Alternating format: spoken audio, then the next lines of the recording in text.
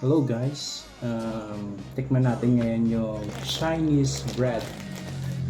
So right now, we have 6 flavors here.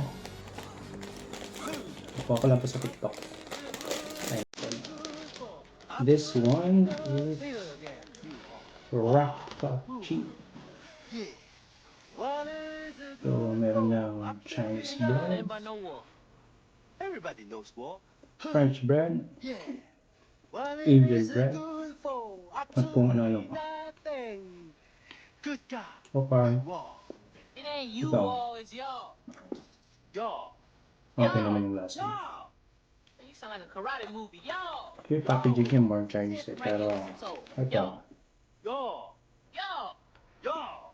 Let me show your goofy ass how to do yung manufacturing date niya April 1, so yung expiration niya is August 1. So 4 months siya mag-expire. Yeah, buddy. So firm sarap naman siya. Bubbles na ako.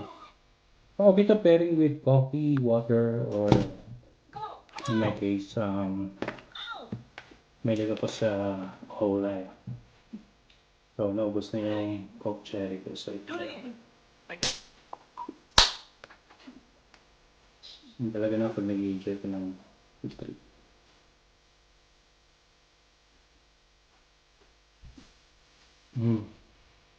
Kasi kabi-break ko lang from home office sa bahay ako nag-work. So, okay na ito. Pampering.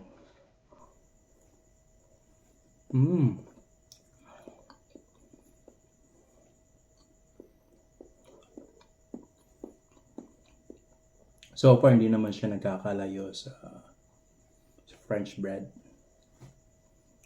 So, parang may iba naman. I can taste the texture of cheese. Merong something bits. Hindi ko alam kung meat yan or something. Pero something cheesy na kakaiba.